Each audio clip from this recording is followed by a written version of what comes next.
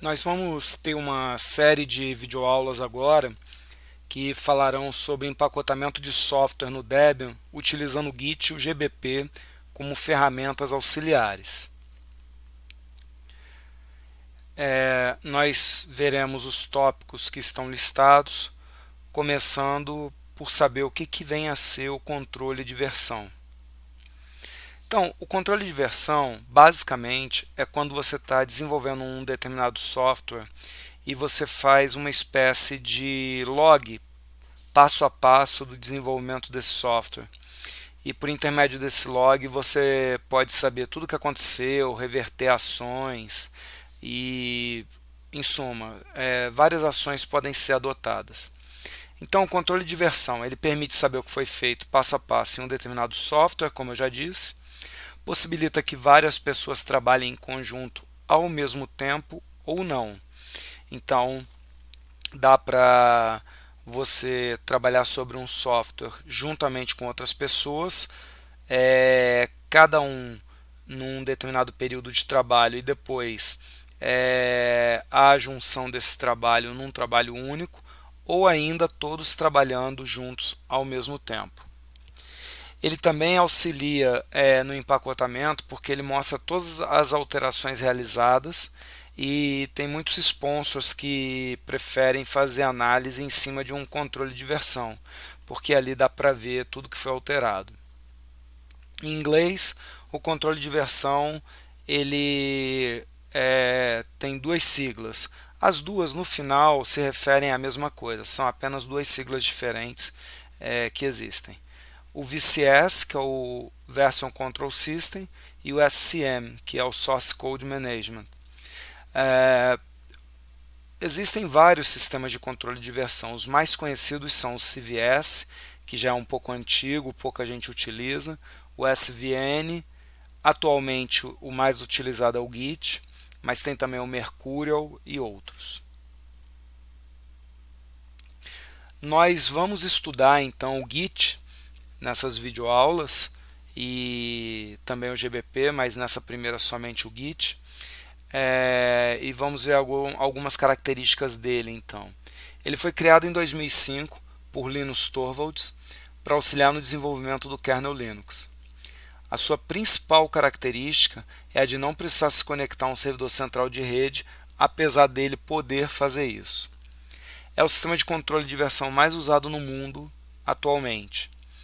E há vários repositórios de software livre, como por exemplo o GitHub, o SourceForge, o Salsa, que é o servidor oficial do Debian, que disponibilizam o Git como sendo um sistema de controle de versão para as pessoas poderem desenvolver software.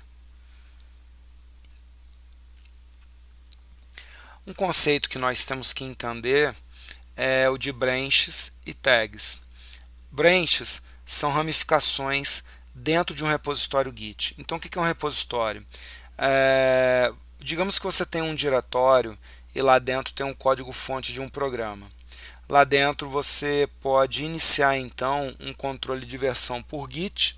Então, esse diretório estará sob controle e o nome técnico que se dá a isso é repositório. As branches são ramificações. A ramificação principal de um repositório chama-se master no Git. Mas nós podemos ter outras ramificações e o nome pode ser qualquer um, por exemplo, devel, onde nós podemos trabalhar nessas ramificações paralelas para depois trazer todas as alterações, quando elas estiverem estáveis, para a ramificação principal. Com isso, você não mexe num código-fonte, por exemplo, que está na master, está maduro e que os usuários estão baixando, usando e etc.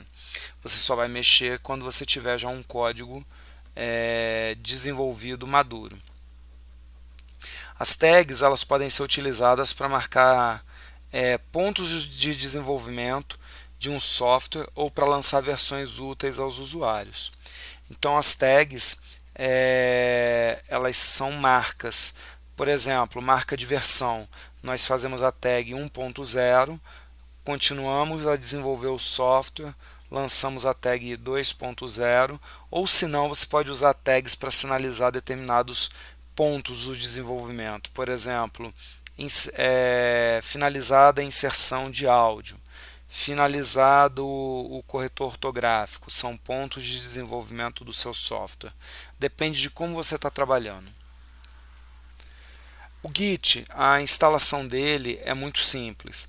Basta a gente fazer apt-get install git e ele já vai ficar pronto para funcionar. Depois da instalação, nós devemos, na verdade, configurar algumas variáveis que nós chamamos de globais, e as principais são o nome completo de quem vai usar o Git, o seu e-mail, o editor de texto preferido, e a última opção que nós podemos ver é para nós podermos dar cores a determinadas ações no Git, por exemplo, mostrar algo na tela, esse algo poderia ficar colorido, facilitando assim a visualização. Com git config -l a gente pode ver essas configurações que foram feitas. Então, por exemplo, aqui eu tenho já o meu Git instalado. Se eu fizer então um git config -l, eu vou ver todas as minhas configurações. Essas configurações elas ficam disponíveis no diretório home do usuário dentro do arquivo .gitconfig. Então esse é o conteúdo do arquivo, dá para editar esse arquivo diretamente, existem outras configurações possíveis e essas configurações podem ser feitas tanto pelo comando de configuração global quanto pela inserção direta no arquivo de configuração.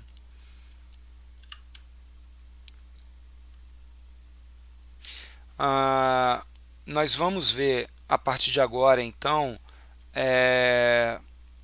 a operação básica local do Git, como ela é feita. Se nós emitirmos o comando git, nós veremos que existem vários subcomandos possíveis. Aí estão eles. E cada um desses subcomandos do Git tem diversas possibilidades, diversas opções. Nós vamos ver o que é mais comum. Nós utilizamos o comando git init para iniciarmos um repositório Git. Esse início pode ser em um repositório num diretório totalmente vazio ou num diretório que já contenha algum código, alguma coisa assim, e você queira fazer o controle a partir desse momento. Então, como exemplo, eu vou para o diretório tmp e vou criar um outro diretório chamado meu programa e vou entrar nele. Vazio. Eu posso, por exemplo, iniciar um diretório Git, Git agora. Git init, ponto. E ele vai dizer que foi iniciado um diretório vazio. Com isso foi criado um diretório oculto, ou seja, começado com um ponto, chamado .git, e lá dentro nós teremos toda a estrutura do Git. E a partir de agora nós poderemos desenvolver o nosso software já utilizando um controle de versão. Eu vou fazer, por exemplo, um arquivo chamado hello, é um shell script, e dentro dele eu vou colocar um eco fazendo o famoso hello world. Somente isso por enquanto. E nós temos ali o arquivo. Um outro comando que é muito utilizado é o git status. O git status ele nos mostra a situação do repositório. Então, o nosso diretório já é um repositório. Com git status ele vai dizer que eu tenho um arquivo chamado hello.sh do tipo untracked, ou seja, ele não está sob controle de versão. Para que esse hello.sh entre no controle de versão, eu tenho que adicioná-lo. Eu posso fazer isso com o git add, nome do arquivo, ou asterisco, que vai adicionar tudo que tem aqui, como só tem um arquivo vai ser a mesma coisa, ou ponto, que vai adicionar todo o diretório atual e seus subdiretórios. Como eu tenho somente um arquivo, vai ser a mesma coisa. Eu vou adicionar o arquivo pelo nome. E se eu fizer um git status agora, eu posso ver que eu tenho um arquivo novo, que é o hello.sh. Isso então foi feito pelo comando git add. E em seguida eu vou usar o git commit para fazer o commit. Nós vamos, como se diz popularmente, para quem usa git, nós vamos commitar. O que é isso? É que aquele arquivo que eu adicionei com add, ele agora é um candidato a entrar oficialmente no controle de versão. Ele ainda não está oficialmente no controle de versão. Para que eu coloque ele no controle de versão, eu tenho que fazer o commit. Então, eu faço um git commit. Eu posso fazer utilizando o nome do arquivo, ou utilizando asterisco, ou utilizando ponto, porque aí ele vai commitar tudo que tem aqui. Uma outra forma de fazer é usar "-a". Bom, se eu botar, por exemplo, ponto, ele vai pegar tudo que eu tenho no diretório atual, que esteja em condições de commit, e vai commitar. Está aqui, alterações a serem commitadas. E ele abre um editor de texto para eu escrever uma mensagem de commit aqui. Se eu não escrever nenhuma e sair, o commit não é feito. Com git status dá para ver que continua lá. Se eu fizer um git commit, por exemplo, o nome do arquivo, terei o mesmo efeito. "-a" de all vai commitar tudo que está em condições de ser commitado, como eu já falei antes. Então aqui eu devo colocar uma mensagem dizendo, sintetizando que operação eu estou fazendo no Git. Então, em relação ao meu programa.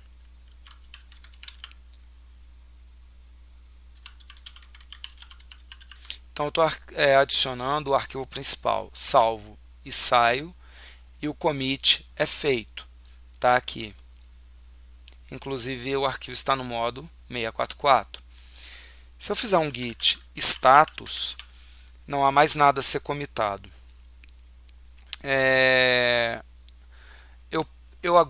Eu vou fazer uma nova alteração, porque eu quero executar esse script. Eu já podia ter feito isso antes e ter commitado o script na primeira vez já com essa alteração, que vai ser setar a permissão de execução. Mas agora eu vou setar, coisa que eu não fiz antes, poderia ter feito, como eu já disse. E se eu fizer um git status, será possível ver que eu tenho um arquivo modificado. O que houve de modificação?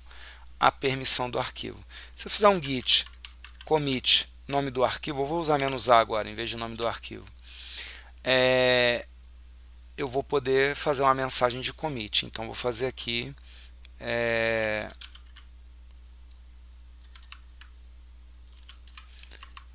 Então, eu estou configurando a permissão 755. Vou salvar e vou sair. E agora eu tenho o executável, git status não mostrará mais nada a ser feito. E se eu fizer um ponto barra hello, eu vou ver o meu programa funcionando. Então, é assim que se faz o commit. Mas também temos os comandos rm e mv, git rm, git mv. O git rm é um auxiliar para você remover algum arquivo que já esteja no controle de versão. Se você esquecer de colocar o git e fazer um rm direto, você pode em seguida utilizar um git commit para remover. Mas o git mv ele ajuda muito, principalmente na hora que você está renomeando um arquivo. Vamos começar pelo rm. Digamos que eu crie aqui dois arquivos, 1 e 2. Pronto. Então aqui. Eu vou adicionar esses arquivos. Vou fazer um git add ponto, por exemplo. E o git status vai mostrar que eu tenho dois novos arquivos, 1 e 2. Uma vez que o hello.sh já foi commitado, não foi modificado, ele está em situação regular, vamos dizer assim. Vou fazer um git commit "-a para adicionar novos arquivos. Vou botar uma mensagem bem simples. O git status vai mostrar que não há mais nada a fazer. Se eu fizer um rm2, por exemplo, o git status vai mostrar que o arquivo 2 foi deletado. Se eu fizer um git commit "-a", ele vai botar aqui, ó, alterações a serem comitadas, arquivo 2 deletado. Um arquivo removido. Vou colocar aqui dessa forma, 2. Vou salvar e vou sair. Então, com o git commit eu fiz a remoção do arquivo. Mas eu posso usar o git rm também, que facilita um pouco a vida. Para remover um diretório com vários conteúdos e tudo mais. O git mv, vou fazer uma demonstração dele, ele também facilita muito. Digamos que eu mova o arquivo 1 para 5, por exemplo, eu estou renomeando ele. Se eu fizer um ls, agora eu tenho 5. Se eu fizer um git status, eu tenho o arquivo 1 deletado. Se eu fizer um commit, ele vai ser comitado, mas eu tenho um arquivo que não está sendo seguido, que é o 5, então eu deveria adicionar o 5. Se eu fizer um git status, a gente vai ver que a gente tem um arquivo deletado e a gente tem um a ser comitado como novo, que é o 5. Essa alteração ela não está no commit, só se eu fizer um git commit "-a". Agora, digamos que eu faça um git rm para mudar o status dele, colocar ele ali nas alterações a serem comitadas. Lembrando que um git commit "-a" também faria isso. Git status. Ele vai me colocar como renomeado de 1 para 5. Por quê? Porque um foi removido, o outro foi adicionado e os dois têm o mesmo conteúdo. Então isso é renomear. Se eu fizer um git commit "-a", vai ser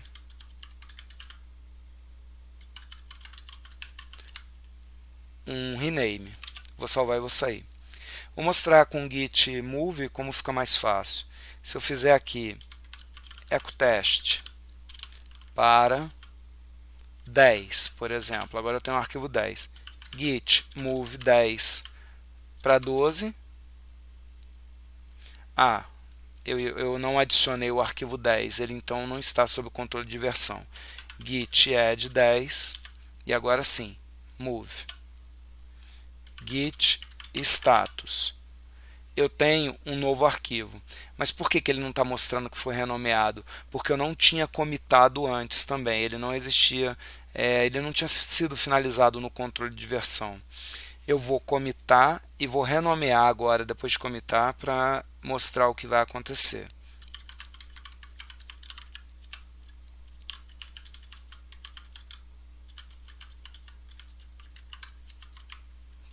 Pronto. Git status vai mostrar que não há nada que a ser feito. Agora eu vou fazer um git move 12, que está no sistema já de Git, né, no repositório, e vou renomear para 15. Git status, olha lá, renomeado. É muito mais fácil. Git commit "-a". Se eu fizer o commit "-a", ele vai renomear. Mas eu não vou fazer não, vou mostrar outra coisa. Digamos que eu resolva renomear de novo de 15 para 12. Qual vai ser a situação no status? Nenhuma, porque eu voltei ao que era antes. Ok? Então, é assim que se usa, por exemplo, um git rm, um git mv. O git branch, ele mostra a branch na qual nós estamos operando.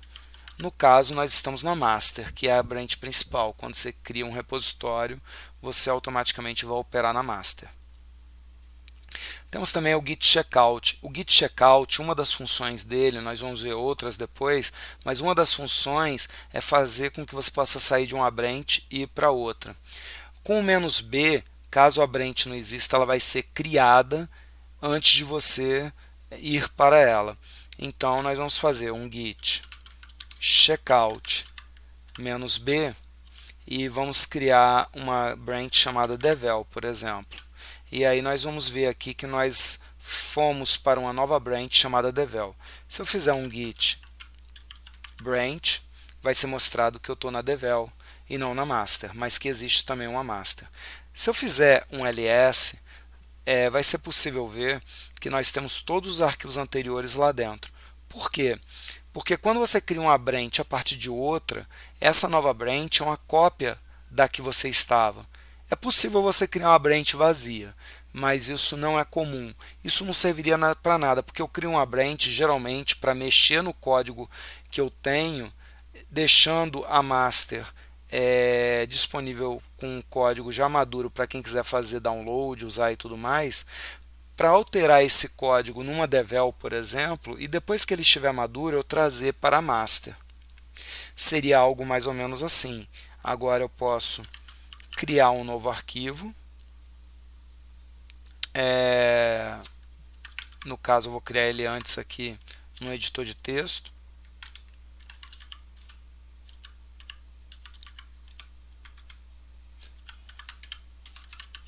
Tá aí.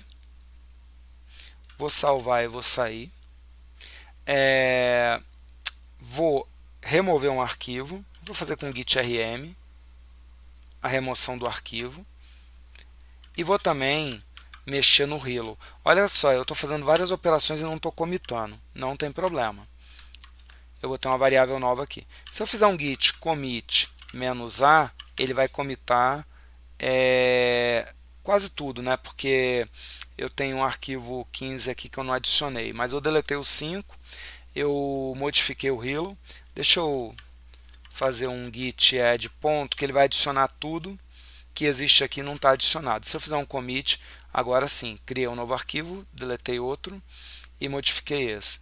Mas como foram operações diferentes, eu posso não querer comitar tudo agora. Então eu posso fazer o commit pelo nome. Fica assim, git commit 15. Pronto, ele vai dizer que é um novo arquivo. E que as outras modificações não estão listadas para commit agora. Então,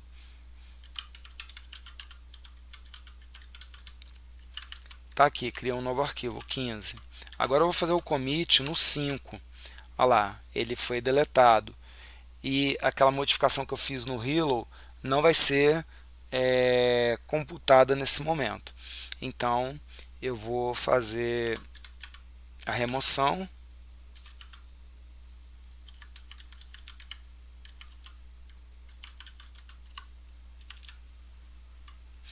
E agora eu posso fazer um git commit -a, que só vai ter um arquivo mesmo.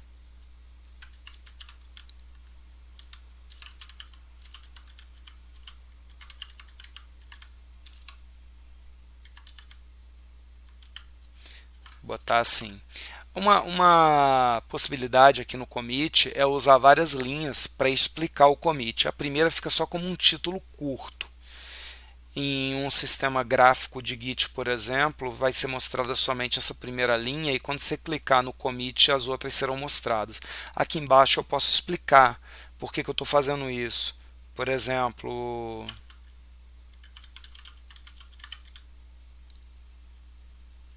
ficou errado aqui.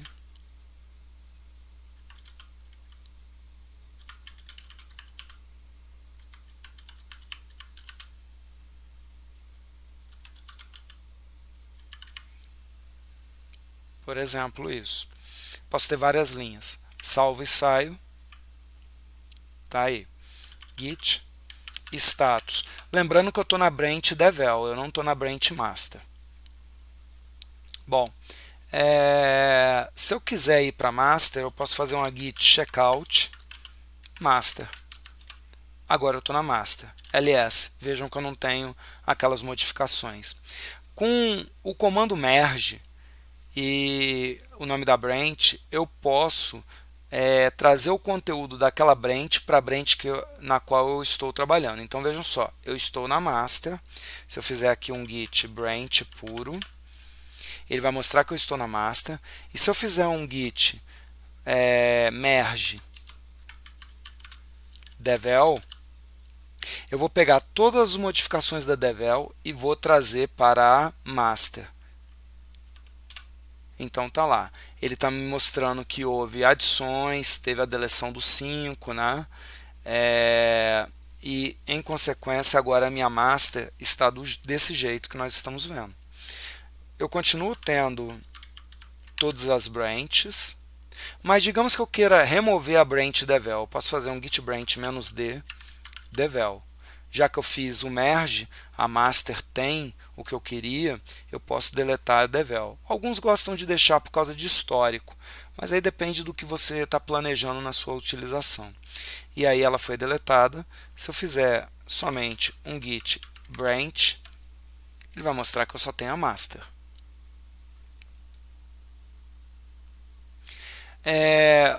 Um comando muito importante é o git log. O git log ele vai mostrar tudo o que aconteceu. Então, se eu fizer aqui um git log, eu vou ver aqui que foi criada a variável A, e antes foi removido o arquivo 5, foi adicionado o 15, o 12, até lá no início, onde eu adicionei o arquivo principal. Eu configurei a permissão 755 e assim vai. Quando o log é mostrado, a gente tem aqui o nome do autor, a data, o que foi feito e o número de commit, que é esse aqui, esse é o número inteiro do commit.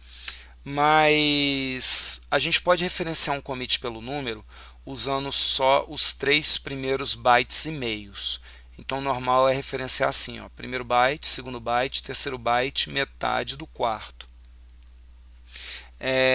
Você pode usar outros tamanhos além disso, pode usar isso aqui, por exemplo, não tem problema. É ruim você usar um tamanho pequeno tipo esse, que vai dar conflito, poderá dar conflito com um outro commit qualquer. Então, o git log vai nos dar esse tipo de visão.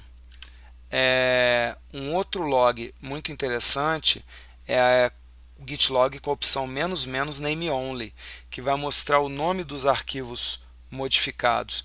Então, se eu colocar aqui "-name only", a gente vai ver que foi modificado o hello sh, o 5, o 15 e por aí vai. Então, aqui eu criei novos arquivos, foram 2 de uma vez. Então, ele é bem útil esse comando. Eu não mostrei, mas eu posso criar diretórios, vou fazer rapidamente aqui, chamado teste, por exemplo, com vários arquivos lá dentro.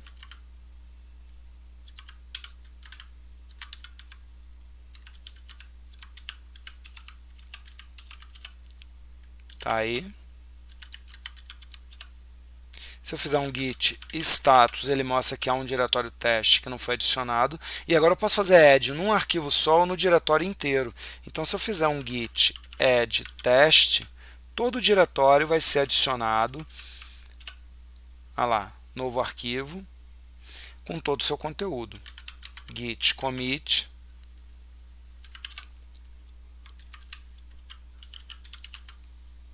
Mudar aqui.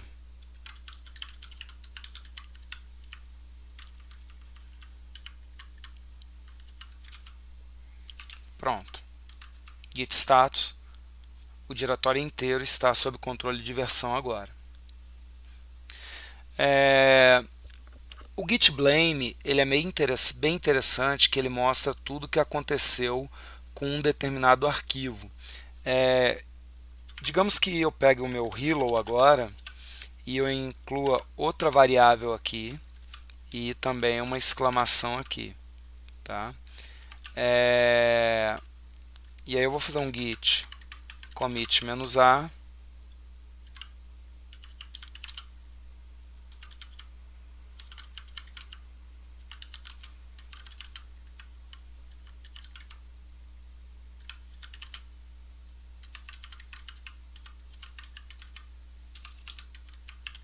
Aqui não deve, essa mensagem de commit, ela não deve passar de 80 colunas.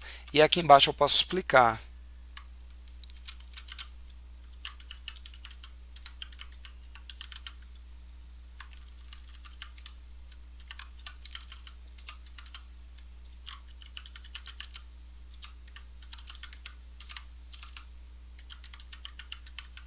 Tá aí uma explicação singela. Vou salvar e vou sair. Git status, tudo certo. Se eu fizer um git blame no hello, a gente vai ver que esse foi o commit inicial que criou aqui o bin bash, um espaço, tá? E a mensagem inicial que acaba de ser modificada. Depois, nesse commit, foi criada a variável 1. Nesse commit, foi criada a variável B, aliás, no anterior foi a variável A, desculpa. Nesse foi a variável B e também foi adicionada a exclamação. Tá? Então, a gente consegue ver tudo que aconteceu ali com o arquivo, quais foram os commits realizados. Nós temos também o gitdiff. O gitdiff ele é muito útil. Ele mostra a última modificação, mostra a modificação entre commits, entre tags, etc. Se eu fizer um gitdiff agora, ele não vai mostrar nada, porque um git status vai mostrar que não há nenhuma modificação. Mas digamos que eu pegue o hello, sh, e coloque uma nova variável c aqui. Salve e saia. E digamos que eu pegue o arquivo 15 e salte uma linha aqui. Se eu fizer um git status, eu ainda tenho modificações não comitadas. E aí, se eu fizer um git diff, eu vou ver essas modificações na minha tela. Então, foi adicionado uma linha em branco aqui e foi adicionado a variável c igual a 3 aqui. Eu vou fazer um git commit no hello.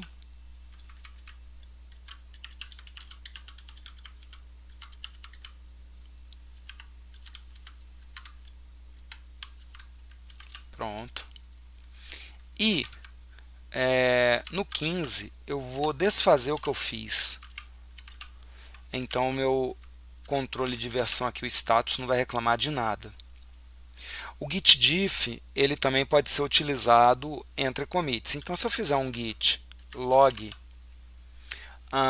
digamos que eu queira ver o que aconteceu aqui e aqui. Para ver daqui até aqui, eu vou usar como balizamento os commits que estão antes e depois, ou seja, esse número e esse número. Será mostrado apenas o que está entre os números. Veja, eu vou usar esse número e esse commit não vai ser mostrado, apenas o que está acima dele. E esse aqui apenas o que está abaixo dele. Então isso é um balizamento. Vou pegar aqui o número de commit e vou fazer aqui um git desse número até esse. Enter. Desculpem, faltou o diff. Ok.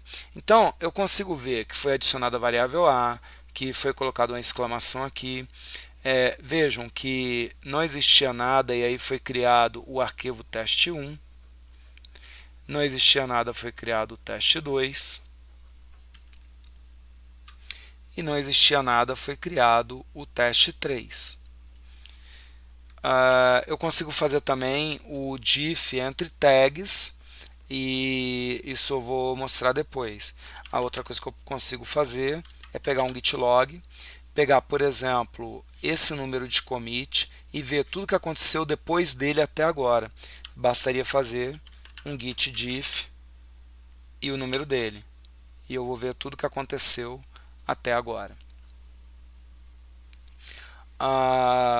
O git show ele vai mostrar a última modificação que foi feita ou que foi feita num determinado commit. Então, se eu tivesse feito uma modificação agora e fizesse um git show, seria a mesma coisa de um git diff, a última coisa que foi feita. Mas eu posso pegar aqui no git log, por exemplo, um determinado commit e fazer um git show nele. Então, git show, número do commit, está aí o que foi feito nesse commit. O arquivo foi removido. Vamos dar outro exemplo aqui. Por exemplo, aqui onde foi adicionada a variável a exclamação. Vou pegar aqui e nós podemos ver a adição da variável e da exclamação.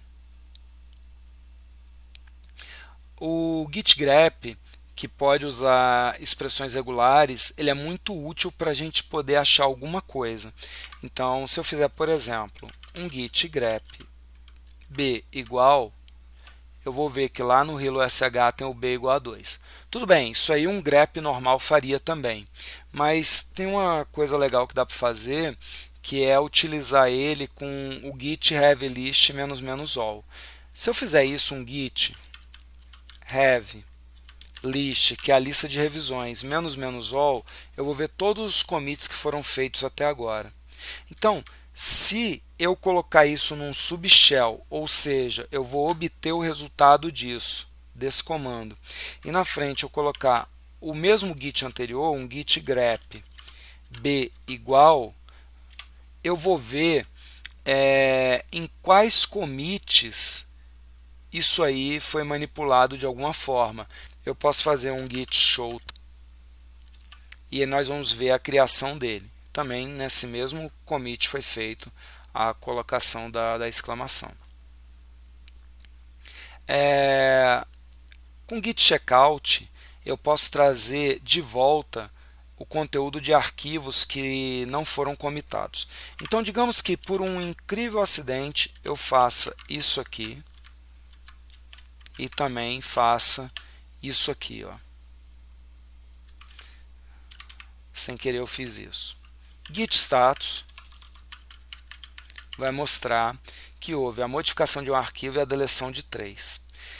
Eu posso trazer, por exemplo, o teste2 de volta, se eu quiser, com checkout. Ó. Não tem ali o diretório testes. Se eu fizer o git checkout teste2, como ainda não houve commit, eu posso trazer de volta. Se eu fizer um ls test, voltou o teste2. Se eu fizer um git checkout ponto asterisco, eu trago tudo de volta. Então, se eu fizer um hello, está aqui o conteúdo que tinha sido alterado antes, ele está de volta, todo o conteúdo. Lá dentro do diretório teste estão lá os arquivos também. Então, tudo está de volta e isso pode ser feito com checkout. Lembrando que isso só pode ser feito se não tiver havido commit.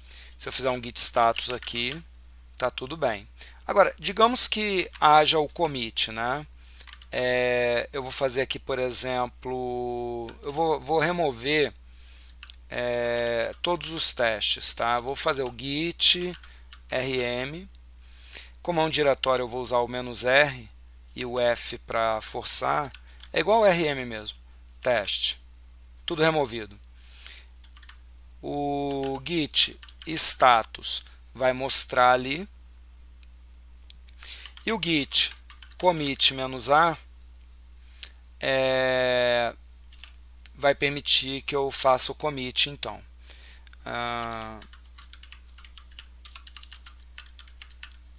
Removido todos os testes, eu salvo, ok.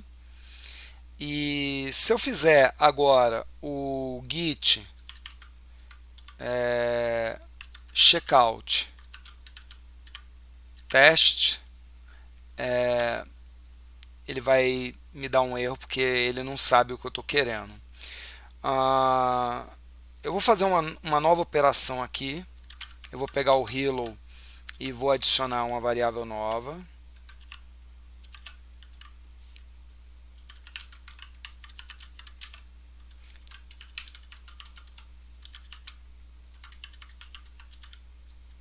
Notem que eu não estou usando um padrão, às vezes eu coloco a mensagem assim, às vezes de outro jeito, é que eu estou fazendo demonstração, inclusive simulando erros. O bom é você ter um padrão de commit para quando a gente vê o log, a gente entender tudo o que está acontecendo. Aqui adicionou o A, aqui adicionou o B, aqui o C, etc. Se eu fizer um git log agora, a gente vai ver que eu tenho a adição da variável e a remoção dos testes. Esse aqui é o commit da remoção dos testes. Então, se eu quiser, eu posso fazer agora, para trazer os testes de volta, né, um revert. O revert, ele vai reverter um commit, então. Então, se eu fizer assim, ó, novamente mostrando os testes não estão lá, git revert e o nome do commit. Ele já vai abrir um ambiente de editor de texto, dizendo aqui que está revertendo a remoção dos testes e que vai reverter esse commit aqui. E que as alterações que vão ser comitadas são essas, novos arquivos. Salvando e saindo, eu vou ter o diretório teste de novo, com tudo lá dentro. E se eu fizer o git log, está aqui a reversão. Essa reversão a gente usa geralmente quando a gente quer, vamos dizer, reverter alguma coisa e deixar isso descrito em log para todo mundo ver.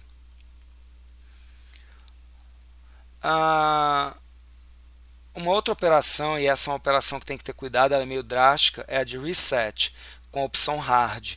Isso aqui vai remover tudo que aconteceu depois de determinado commit. Então, fazendo aqui um git log, desculpem, um git log, está aí o log. Nesse ponto foram removidos os testes, criada a variável b e trazido de volta os testes.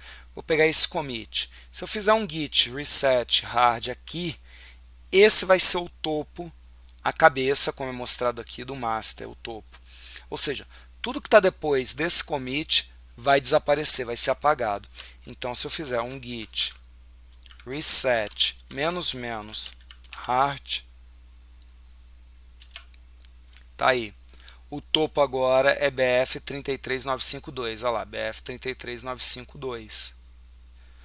Adicionada a variável C. Se eu fizer um git log, poderemos ver lá em cima que foi adicionada a variável C e esse é o topo. E em consequência, eu tenho o diretório teste com tudo lá dentro, porque a remoção não existe mais e nem o revert da remoção que não existiu.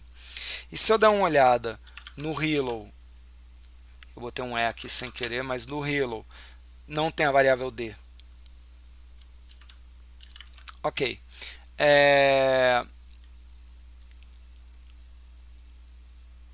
Eu posso também fazer, se for necessário, um git commit amend. O amend ele faz o seguinte, ele troca a última mensagem de commit. Se eu fizer um git log, adicionado uma nova variável, C, e fizer um git commit amend, eu venho aqui para a mensagem e eu posso fazer uma alteração dela. Tá aí. Salvo e saio. Git log. Ele só troca o conteúdo do último commit. Há outras formas de se fazer para trocar outros conteúdos e eu vou mostrar uma em seguida, que vai ser agora. O Git rebase. O Git rebase ele é interessante porque ele permite mexer no banco de dados e fazer algumas operações. Esse "-i" é de interativo e aqui a gente vai pegar um commit. Então, se eu pegar aqui, por exemplo, um commit mais aqui embaixo, vamos pegar esse aqui e fizer um rebase a partir dele, ou seja, para aqui para cima, né? Vai ficar assim, ó, git rebase "-i" e o commit. Eu vou ver aqui em ordem, do mais antigo para o mais novo, tudo que aconteceu. E eu posso fazer algumas operações. Por exemplo, eu posso trocar essa mensagem de commit aqui com a letra E, basta botar a letra E aqui na frente, porque o E é o edit, e ele vai parar para fazer um amend. Então, atenção às mensagens de tela, eu vou salvar e vou sair, ele fala aqui, ó, faça um git commit amend, depois um rebase -- continue. Então, vou fazer um amend aqui. Vou colocar 2 pontos aqui, somente isso. Vou salvar e vou sair. E agora eu vou fazer um continue. E ele vai me dizer que o rebase foi feito com sucesso. Então, se eu fizer um git log, eu vou ver que eu tenho todos os logs aqui na ordem. E vindo aqui para baixo, eu troquei a mensagem. Outra coisa que eu posso fazer é, por exemplo, trocar a ordem de alguma operação. Por exemplo, aqui onde eu criei os testes, eu posso pegar isso e colocar para cá. Isso vai trocar a ordem da operação no log e vai permitir que futuramente eu faça alguma outra coisa, alguma outra operação que tenha que estar junto com essa, por exemplo. O que não pode acontecer é eu fazer esse tipo de reordenamento deixando dependências para trás. Por exemplo, a variável C ela foi criada, mas antes foi criado o A. Para o C ser criado, ele vai ser criado depois do A, então o A já tem que existir. Se eu pego essa criação do A e coloco depois do C, isso vai dar um conflito e é um pouco mais difícil de gerenciar. Mas os testes, eles foram criados sozinhos, sem depender de ninguém. E aí, quando eu salvar e sair, se eu fizer um git log, nós vamos ver que a última operação foi criar os testes, ls. Digamos que eu crie um novo teste agora. Aliás, eu vou voltar ele para a posição que ele estava antes. Vou voltar até lá para cima um pouco. Vamos colocar aqui, ó. Por exemplo, vou salvar e vou sair. Pronto. Git log. Tá aí. Eu vou criar um novo teste. Eu vou criar um teste vazio. Vai ser o 20. Git add teste asterisco, por exemplo. Git commit -a. Olha lá. Criado um novo teste. Tem uma operação interessante que eu posso fazer agora. Se eu fizer o git log, está lá a criação do 20 lá em cima. Vou fazer o rebase. Era para eu ter criado esse teste junto com esses e eu esqueci. O que eu posso fazer? Eu posso mover isso para cá e botar uma letra F de fixup. No fixup, ele vai juntar esses dois commits utilizando a mensagem do de cima. Então eu vou salvar e vou sair e duas operações vão acontecer aqui automaticamente. A troca de ordem e a junção dos dois. Se eu fizer um git log, a gente vai ver que aqui não tem mais a criação do teste. Se eu descer um pouco, criados alguns testes. Se eu sair e fizer um ls teste, podemos ver lá dentro o teste 20, ou seja, virou uma operação só. É como se num commit só eu tivesse criado os 4 testes utilizando aquela mensagem. O git rebase, ele tem várias opções que podem ser vistas aqui. Eu posso, inclusive, uma outra importante é o drop, descartar um determinado commit. Então, por exemplo, esse arquivo aqui foi removido, o 5. Eu quero descartar só essa ação. Coloco o D de drop, salvo e saio. E se eu fizer um ls, está lá o 5. Há outras opções no Rebase, é só ler o que tem lá dentro, estudar e saber que isso pode ser feito. É bom você pegar o commit para referenciar aqui no menu I, o mais perto possível da operação que você queira fazer, porque ele meio que reescreve o banco de dados a partir desse commit, e isso pode causar algum probleminha se você pegar commits muito antigos. Mas digamos que você queira pegar desde lá do início, então nesse caso, desde o primeiro, você pode fazer ---- root, e aí você vai ter todos os commits. Mas isso só deve ser feito em caso de extrema necessidade. O rebase também é uma coisa que é feita mais numa necessidade assim. Não é comum toda hora fazer um rebase, que, como eu falei, ele reescreve o banco de dados a partir ali do commit que você especificou depois do "-i". E isso pode dar um problema futuro. Nós podemos também criar uma tag com "-a" de add, para dizer que a partir daquele ponto nós temos alguma operação feita, importante feita, marcar que até ali foi feito tal coisa. Geralmente a gente faz isso para colocar uma versão do programa. Se eu fizer um git log, eu posso ver que eu estou operando na cabeça, no topo da master. Então eu posso colocar aqui uma tag, por exemplo, eu vou colocar uma versão git tag -a 1.0 e ele vai me abrir um ambiente para eu escrever sobre essa tag, como se fosse um commit, né?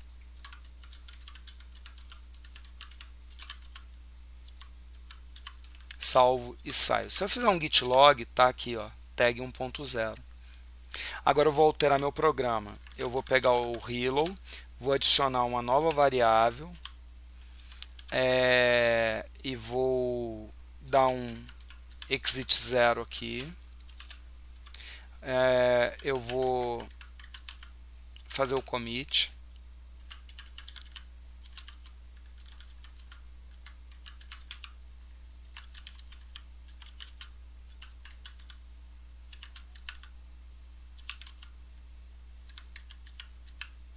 Ok.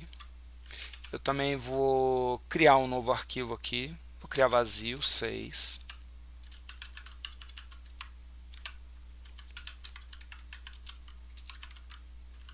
Estou fazendo tudo pelo nome do arquivo.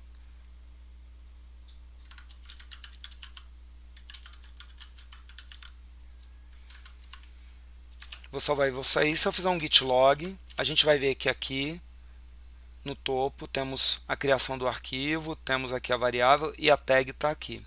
Agora eu quero lançar uma nova versão. Git tag -a 2.0.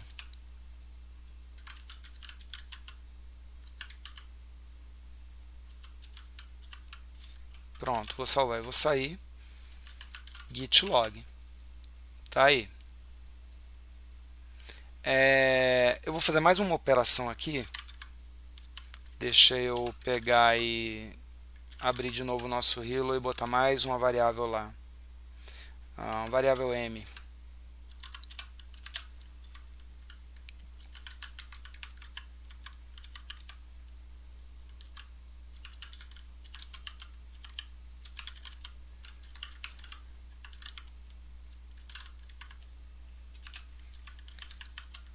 Git log. Tá lá. Eu vou colocar uma tag. Tem uma coisa que eu não falei, isso vale tanto para tag quanto para commit. Eu posso colocar a mensagem direto na linha de comando com "-m".